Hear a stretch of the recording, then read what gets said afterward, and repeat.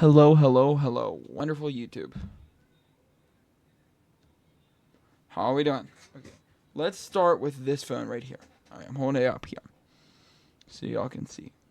This is a redmagic 10 Pro. It's the second phone I've ever had. It has problems.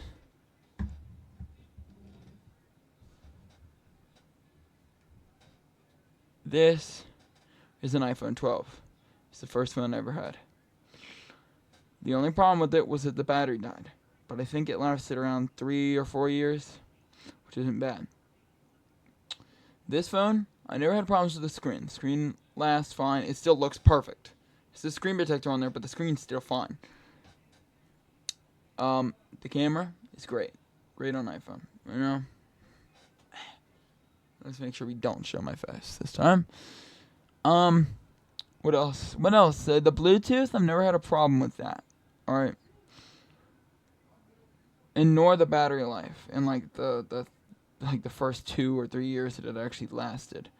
Never had problems with those. Alright. Works fine. This is my first ever phone. iPhone 12. This is my second ever phone. Like I said, it's a redmagic 10 Pro. It has problems. First off, you see those bubbles? You probably think, oh, it's a screen protector on there and he didn't clean his screen before doing that. No, there's no screen protector. That's the screen itself. It shouldn't do that.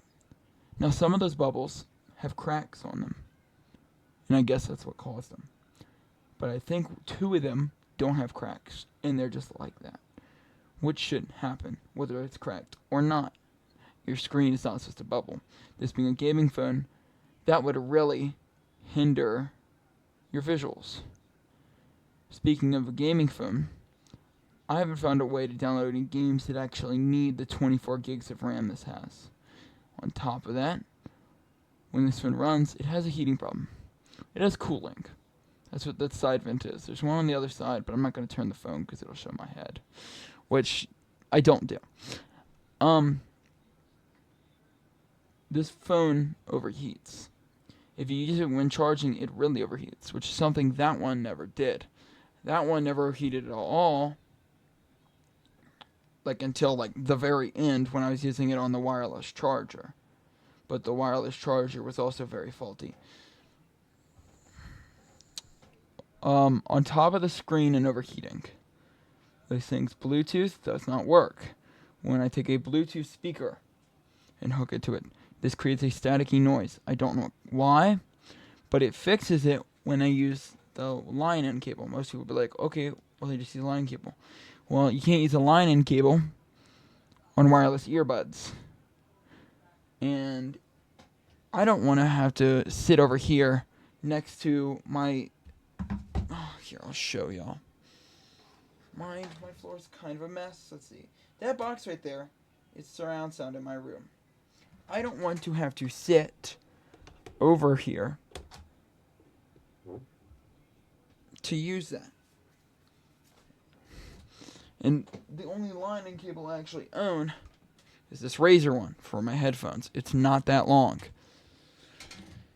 Though it does work. But they still need to look into the Bluetooth problem. Because I listen to music a lot. That's the main reason I needed a phone. Originally, I didn't really care that this phone was dying. It still worked with music. Alright? And it lasted all I needed it to.